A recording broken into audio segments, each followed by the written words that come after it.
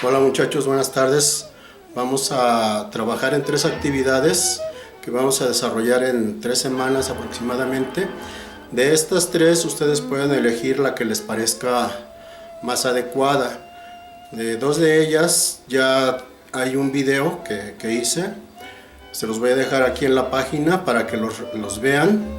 Ahí aparecen todas las instrucciones de lo que hay que hacer. Estas actividades las tomo del libro que ya les había comentado en algún momento, el de Imaginación y Sentido, que publicó la editorial universitaria. El primero es sobre algo que llamamos el tendedero poético.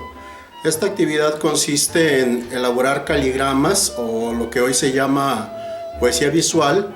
Estos son ejemplos de estos caligramas o poesía visual. Este es de un escritor francés que se llama Guillermo Apollinaire. Este es de un mexicano que se llama José Juan Tablada. Este también es de Apollinaire. Estos autores tienen en común que escribieron a principios del siglo en algo que se denomina las vanguardias. Es una forma novedosa de hablar de la poesía, y si se fijan, el mismo dibujo de alguna manera nos indica el tema, el contenido del poema. Como les digo, ahí les voy a dejar el video para que vean las instrucciones y que ustedes lo trabajen como les parezca adecuado.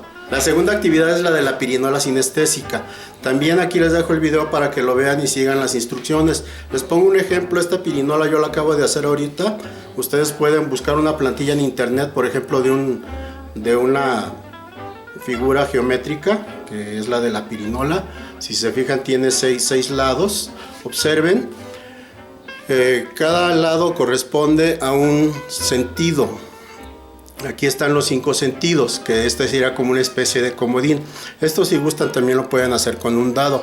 Habría que sustituir cada cara por cada uno de los sentidos. Miren, este es el sentido de la vista, el sentido del oído, el sentido del tacto, el sentido del gusto y el sentido del olfato. Y como les dije, aquí está el comodín.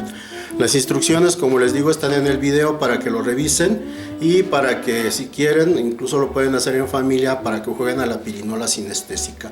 Con este tema de la pirinola sinestésica vamos a trabajar el cuarto concepto de la estilística, que es el de desvío.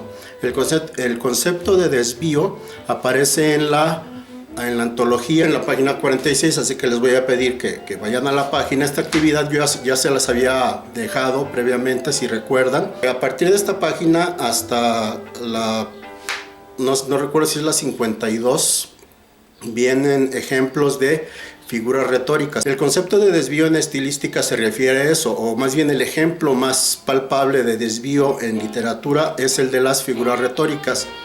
En la estilística entiende el concepto de desvío con respecto al habla normal, al uso que hacemos cotidianamente de la lengua. Digamos que esa es, por llamarlo de alguna manera, la lengua estándar, la manera como nosotros utilizamos las palabras, las frases para comunicarnos con otro.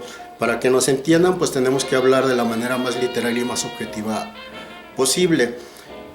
El desvío como figura retórica consiste en alterar un poco ese uso normal de la lengua, por eso se le llama desvío. Es desvío de la lengua, del uso normal de la lengua. La sinestesia es una figura retórica. La sinestesia también se utiliza en psicología, pero aquí nosotros la vamos a trabajar desde una perspectiva estilística.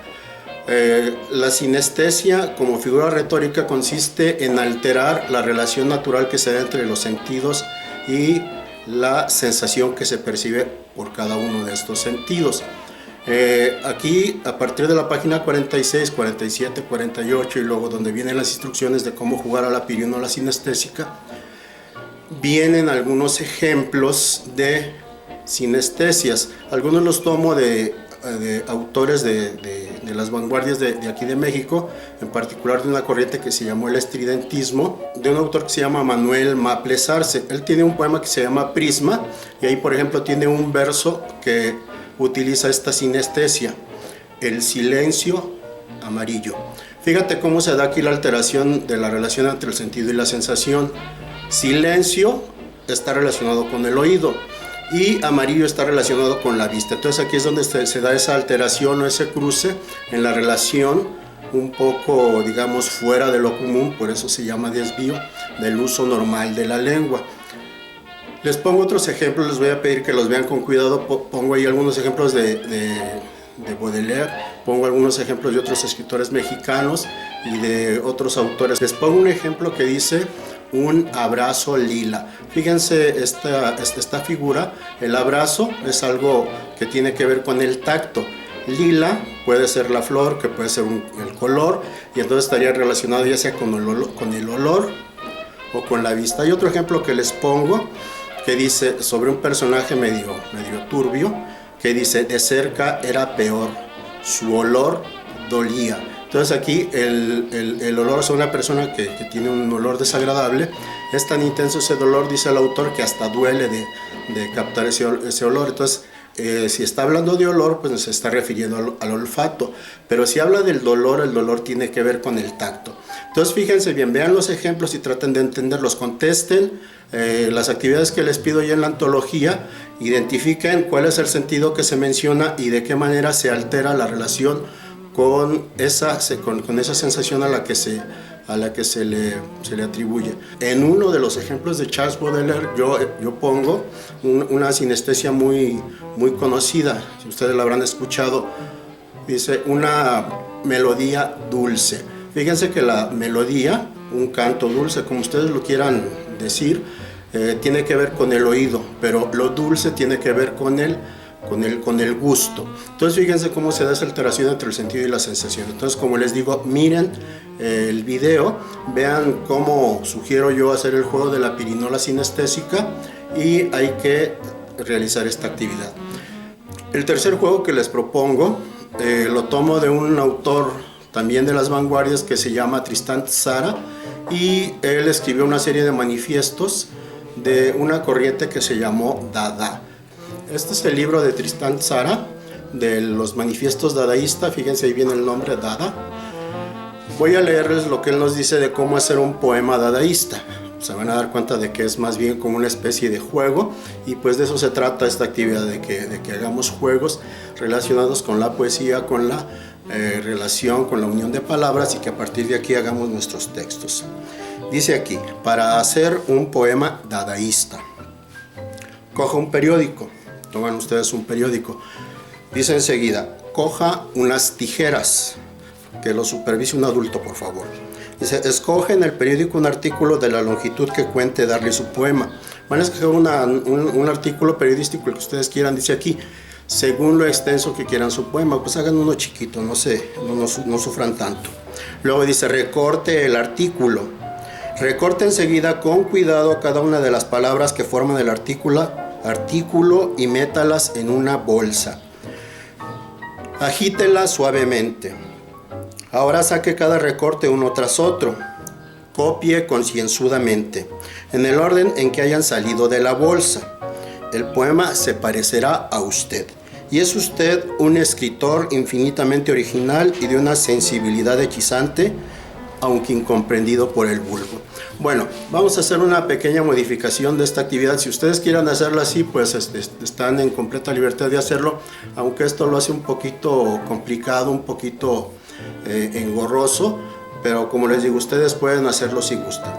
Lo que yo les pido que hagan es que tomen su periódico o una revista y que recorten las palabras o frases breves de 2-3 palabras con encabezados.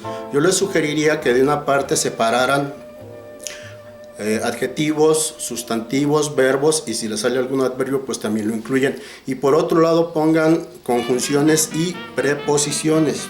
Con estas partes yo les sugiero que sean de los encabezados para que sean un poquito grandes. Seleccionen las palabras o frases, repito, frases breves que formen sentido por sí mismas, recórtenlas y luego vayanlas pegando en una hoja. Yo les sugiero que dejen espacios para que luego, si quieren darle cierta coherencia, pero respetando siempre el azar de las palabras, o sea, toman los recortes, los van pegando donde vayan, donde les corresponda, sin estar seleccionando, sin estar tratando de ubicarlos en un lugar específico. Nada más, como les digo, al azar los ponemos donde sea, y una vez que tengan los recortes y que los hayan pegado en la hoja, entonces ahora sí van a tener su poema dadaísta. Fíjense cómo aquí yo hice ya el recorte, ya pegué, observen, hice los recortes y pegué, y más o menos seguí la secuencia. Todas las pegué, como les digo, al azar. Nada más al final, y esto también se lo sugiero para la actividad, incluya, fíjense, yo ahí escribí una super frase. Entonces esa frase nada más tiene como propósito darle cierta secuencia a los recortes que ponen. Ustedes, por ejemplo, pueden poner aquí una palabra y enseguida, si quieren añadir aquí ustedes una frase propia, bueno, una preposición, una conjunción o una frase muy breve de 2 o 3 palabras nada más. Pueden poner aquí una parte del recorte, acá de este lado otro recorte, y escribir aquí, por ejemplo, o sea, alternen en toda la hoja para que después de que tengan los recortes dispersos a lo largo de toda la hoja, ustedes le añadan palabras como les parezca bien, pero como les digo, que resulte un poquito azaroso. Este fue el poema que a mí me salió, dice: a la pantalla inicia el primer timidísimo respiro mínimo. Dudas tras obligatorias tentativas, tus espacios niegan caída por otra prueba, la obligan a regresar y tiene mal de amores. Bueno, eso de mal de amores fue lo que yo le puse al final. Entonces, bueno, ustedes como ven, esto tiene que ver con el azar. Digo, ay, a lo mejor es un disparate, pero aquí la intención es la siguiente.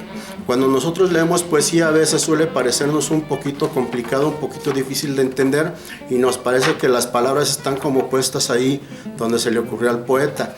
En realidad hay mucho trabajo en estos textos. El autor procuró expresar de una manera muy particular su propia emoción.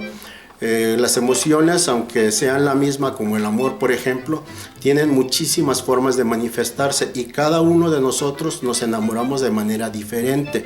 La manera como tú amas a tus padres, a algún amigo, a tu novia, a tu mascota, a los objetos que te parecen significativos, es un amor diferente para cada objeto, para cada persona. Entonces ese amor no lo puedes expresar siempre con las mismas palabras. Tú tienes que expresarlo tal como tú lo sientes, como tú lo vives, como te llena ese sentimiento. Entonces por eso a veces la poesía puede parecernos un poquito rara, porque el poeta utiliza sus propias experiencias, sus propias emociones, y trata de traducirlas de acuerdo a cómo son más fieles a lo que él percibe de ese sentimiento o de la realidad.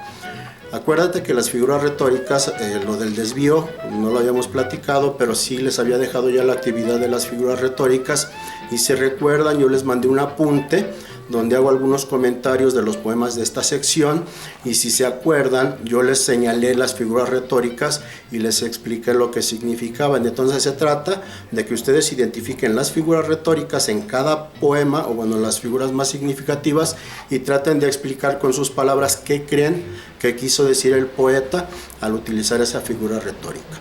Entonces son 3 actividades, recuerden. La primera, la del tendedero poético, aquí está el video. La segunda es la de la pirinola sinestésica, también aquí tienen el video. Y la tercera es la que les acabo de explicar ahorita, la de los poemas dadaístas. Entonces aquí consiste, pues, como les digo, nada más en hacer recortes periodísticos, poner un poquito al azar esos recortes y luego anotar algunas palabras, algunas frases que le den alguna unidad a lo que están escribiendo.